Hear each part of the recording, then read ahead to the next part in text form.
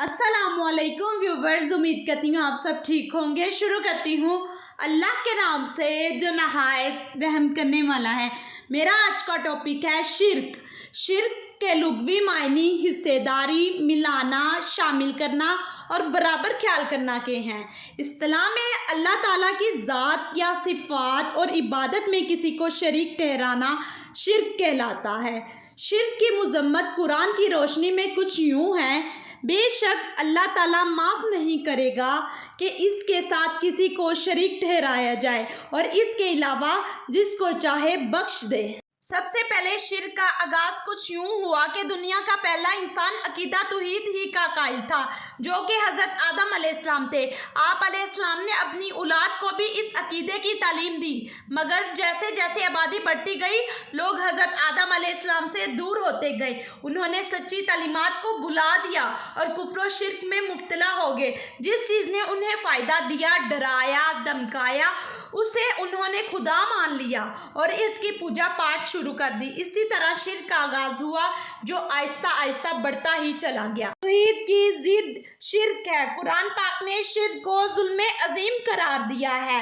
इन्न शिर्का लजुल्मुन अजीम, बेशक शिर्क बहुत बड़ा जुल्म है। शिर्क की तीन इकसाम है। शिर्क फिल ज़ात यानी ज़ात में शिर्क, शिर्क फिल सिफ़ात यानी सिफ़ात में शिर्क, तीसरी सिफ़ात के तकाज़ों में शिर्क। अल्लाह ताला की ज़ात में किसी को शरीक ठहराना शिर्क फिल ज़ात कहलाता है। मसलन खुदा एक से ज़्यादा मानना या किसी को इसका मावन व मददगार जानना, इसका कोई ख़ानदान, कुंबा, कबीला जानना या इसका कोई बेटा, बाप मानना, किसी को इसके बराबर जानना। कुरान पाक में इन तमाम बातों की नफ़ी की गई है। सूरत इखलास में इरशाद है, लम यलिद वलम यूलद, ना इसकी कोई औलाद है और ना वो किसी की औलाद है। अल्लाह ताला की सिफ़ात में किसी को शरीक ठहराना शिर्क फिल सिफ़ात कहलाता है, यानी अल्लाह ताला की सिफ़ात में से चंद सिफ़ात या किसी एक भी सिफ़त को अल्लाह के सिवा किसी भी मखलूक में मानना। जैसा कि अल्लाह ताला की एक सिफ़त राज़िक है, वही रिज़्क अता करता है, लेकिन इसके अलावा किसी और में ये सिफ़त तस्लीम करना शिर्क फिल सिफ़ात कहलाता है।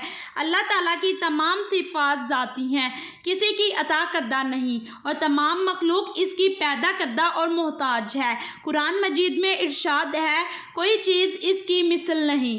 अल्लाह ताला अजीम सिफ़ात का मालिक है, तमाम अज़मतें इसी के लिए मखसूस हैं, इसीलिए वो अकेला ही इबादत का हकदार है। हर शख्स को सिर्फ इसी के सामने अपना सर झुकाना चाहिए और इसी पर भरोसा करना चाहिए और इसी से सिर्फ डरा जाए। अल्लाह ताला की अजीम सिफ़ात के तकाज़ों में भी किसी दूसरे को शरीक करना शिर्क है। कुरान मजीद में इरशाद है, तुम सिर्फ इसी की इबादत करो। कुरान पाक में शिर्क की मुमानियत की गई है। सूरत नहल में इरशाद है, तुम दो माबूद ना बनाओ। सूरत बकरा में भी इरशाद है, बस तुम अल्लाह के साथ किसी को शरीक ना ठहराओ। हदीस नबी सल्लल्लाहु अलैहि वसल्लम है, अल्लाह का बंदों पर यह हक है कि वो सिर्फ इसी की इबादत करें और इसके साथ किसी को शरीक ना ठहराएं। मुशरिक पर जन्नत हराम है।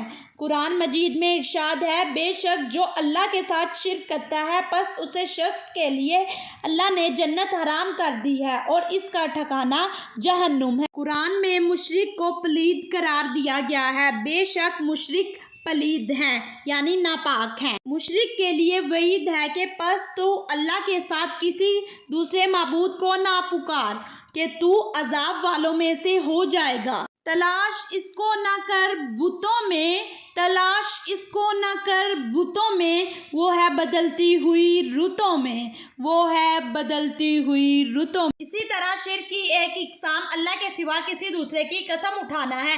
नबी अकरम सल्लल्लाहु अलैहि वसल्लम ने इस बात से मना फरमाया है कि तुम अपने वालिदैन, बच्चों या किसी अजीज़ की कसम ना उठाओ।